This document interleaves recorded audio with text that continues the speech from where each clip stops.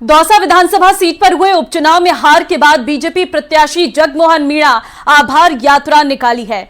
मंत्री डॉक्टर किरोड़ी लाल मीणा के भाई जगमोहन मीणा का कहना है कि चुनाव में हार से मतदाता मायूस है। मैं उन्हें विश्वास दिलाने आया हूं कि हर संभव मदद करूंगा और हमेशा साथ रहूंगा। उन्होंने अपनी यात्रा दौसा विधानसभा क्षेत्र के बड़ा गांव से शुरू की और इस दौरान जगमोहन मीणा करीब 1 दर्जन गांव में पहुंचे और उपचुनाव में वोट देने पर जनता का आभार जताया। उन्होंने कहा कि चुनाव में हार जीत होती रहती है, लेकिन जनता का उन्हें समर्थन मिला था और काफी वोट आए थे। ऐसे में क्षेत्र की जनता की जो भी समस्या होगी उनका समाधान करने के लिए हमेशा प्रयास करूंगा।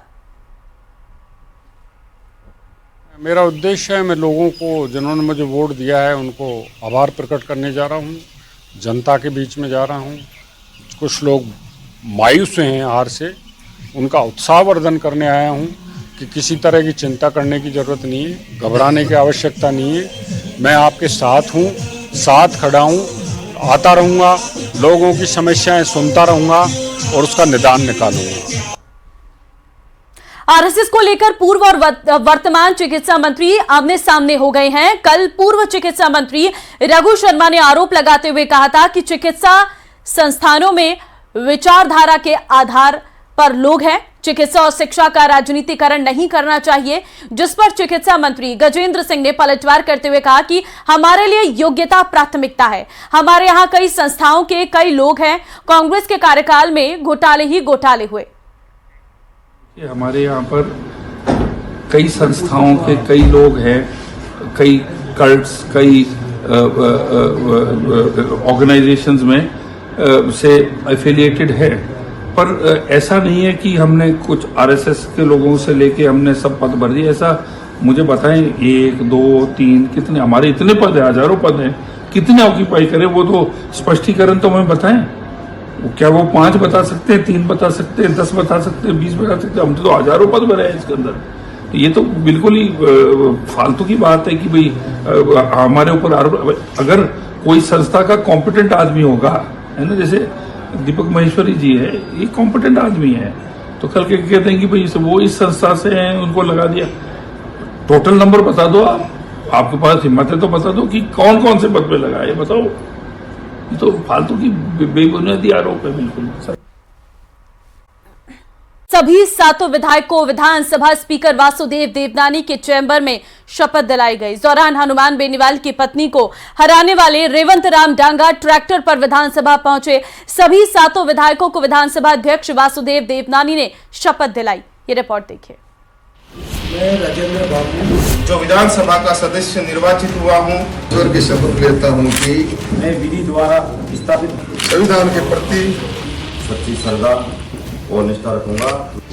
नवनिर्वाचित विधायकों का शपथ समारोह। मैं राजेंद्र बाबू, विधानसभा का सदस्य ईश्वर की शपथ लेता हूँ कि विधानसभा में सभी 7 विधायकों ने ली शपथ।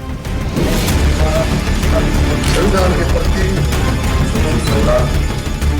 विधायक रेवंत राम डांगा का दिखा अनोखा अंदाज।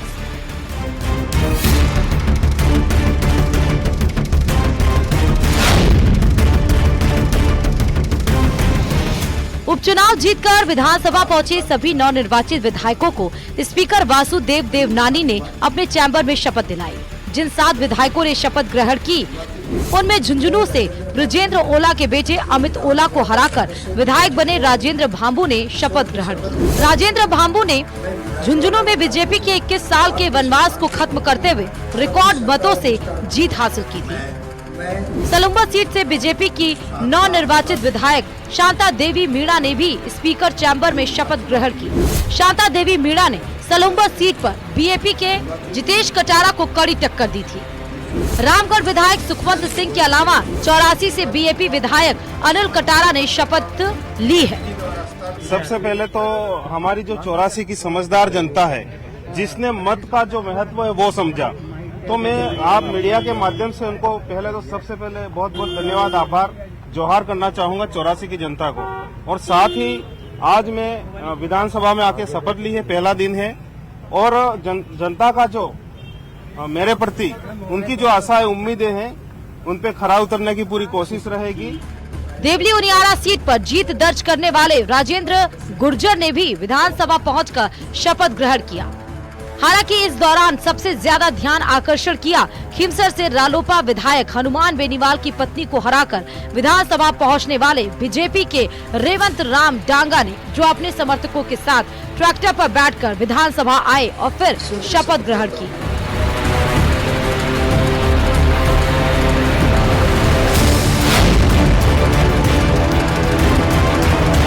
जनता का आशीर्वाद रहा है।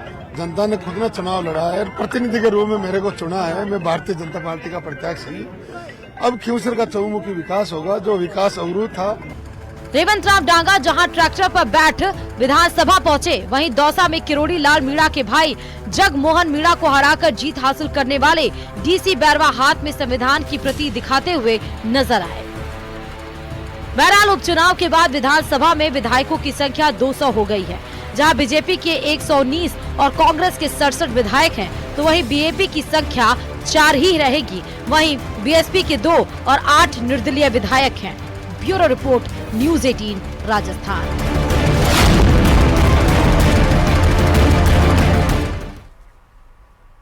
दौसा विधानसभा सीट पर हुए उपचुनाव में हार के बाद बीजेपी प्रत्याशी जगमोहन मीणा आभार यात्रा निकाली है। मंत्री डॉक्टर किरोड़ी लाल मीणा के भाई जगमोहन मीणा का कहना है कि चुनाव में हार से मतदाता मायूस है। मैं उन्हें विश्वास दिलाने आया हूं कि हर संभव मदद करूंगा और हमेशा साथ रहूंगा। उन्होंने अपनी यात्रा दौसा विधानसभा क्षेत्र के बड़ा गांव से शुरू की और इस दौरान जगमोहन मीणा करीब 1 दर्जन गांव में पहुंचे और उपचुनाव में वोट देने पर जनता का आभार जताया। उन्होंने कहा कि चुनाव में हार जीत होती रहती है, लेकिन जनता का उन्हें समर्थन मिला था और काफी वोट आए थे। ऐसे में क्षेत्र की जनता की जो भी समस्या होगी उनका समाधान करने के लिए हमेशा प्रयास करूंगा। मेरा उद्देश्य है, मैं लोगों को, जिन्होंने मुझे वोट दिया है, उनको आभार प्रकट करने जा रहा हूँ। जनता के बीच में जा रहा हूँ। कुछ लोग मायूस हैं हार से, उनका उत्साहवर्धन करने आया हूं कि किसी तरह की चिंता करने की ज़रूरत नहीं है, घबराने की आवश्यकता नहीं है।